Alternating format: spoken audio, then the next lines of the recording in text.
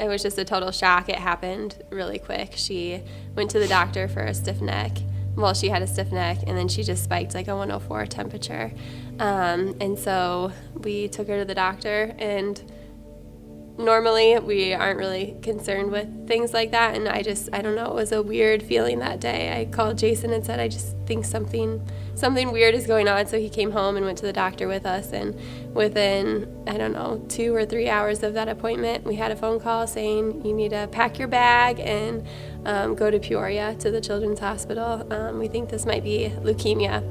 It was quick, right? And I think she'd had a really healthy childhood. She'd been to the doctor for, the basics, but never for anything substantial. And so I think it catches you off guard quite a bit, and you hope that it's something else and that there's a mistake. I think then, as soon as you kind of get confirmation that it is leukemia, it's a form of cancer, they start talking about 2.5 years of treatment and 30 days of induction to open. And, I think our focus just changed a lot to kind of battle mode and just trying to support her. She didn't feel well at all those first couple weeks. So I don't remember if it was a nurse practitioner or a doctor that told us in the beginning, but they said kids have a better success rate with treatment if their families are strong through it all, and if things remain as normal as can be. And so the fact that we were still able to stay as a family was so helpful to that, because while she's going through all these things she doesn't understand, we could still come home and try to cook a meal together or sit down together. She got to see her brother and play with her brother. When we got to get out of the hospital, we got to be with him. I think that lifted Marissa's spirits, certainly lifted our spirits. But I also think it was an extra degree of freedom. But as Steph mentioned earlier, going in our home just wasn't always feasible.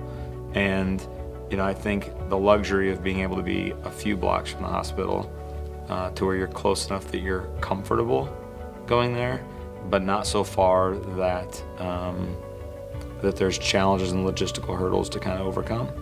As Steph kind of mentioned, I think that's something that's huge, having the house here in Peoria. So I think the Ronald McDonald House is going to give support to families that have got a very difficult period in their life to deal with, and support to children that are dealing with it as well, and to be able to have their parents a couple blocks down the street as opposed to 50 or 75 miles away is going to be a real help to them, to help them keep expenses in check with gas money and hotels and whatnot. There's always enough challenges when your child's diagnosed with cancer without the financial challenges as well. So if this helps both financially and emotionally for the parents, for the children that are afflicted, I think it's a great thing. I think, one, you never know when it's going to happen to you, right? So, I don't think we had any cancer to speak of in our family. But the other side of it is, showing compassion to your neighbors, right? And I think, so for viewing Peoria as a community, as a whole, as our neighbor, I think being able to give to something like the Ronald McDonald House that's going to be here in our community is just a very worthwhile endeavor.